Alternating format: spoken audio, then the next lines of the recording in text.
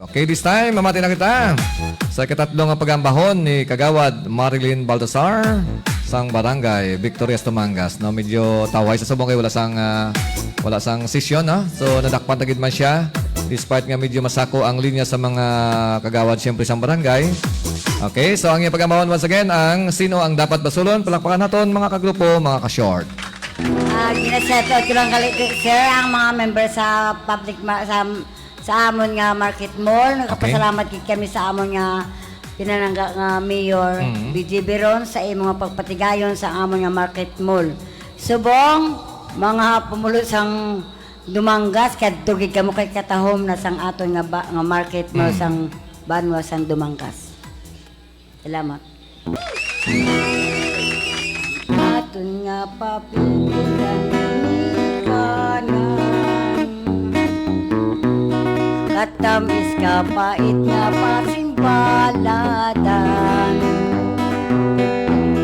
kapit susang anak hinahinapunan ag napabugal pa mag napabugal pa sa nga kaabyanan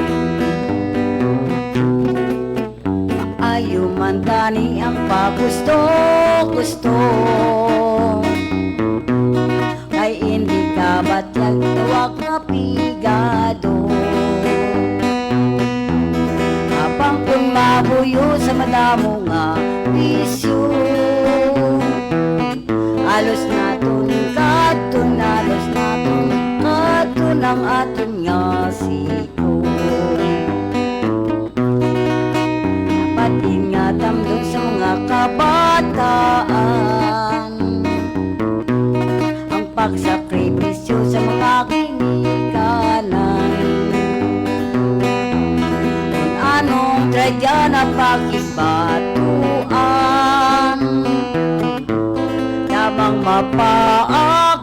lamang mapaakum mga kadungganan sinugid ba lang dapat basulon ang pagpinagusto ng sang kabataan ay ang pagpalanggan at pagkisadughan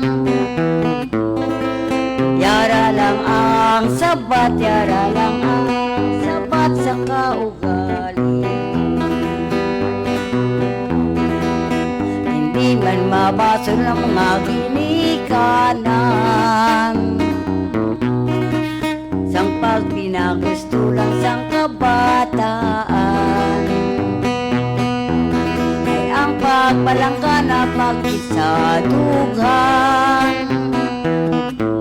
yara lang ang sabat yara lang ang sabat sa kaugali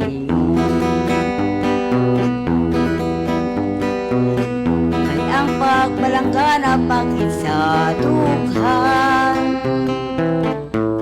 yara lang ang sabat yara lang ang sabat sa kaugalingon.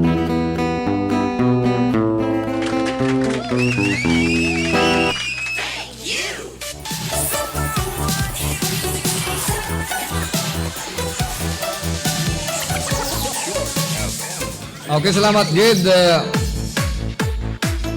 Okay, Kagawad Marilyn Baltasar sang barangay Victorias Tumangas.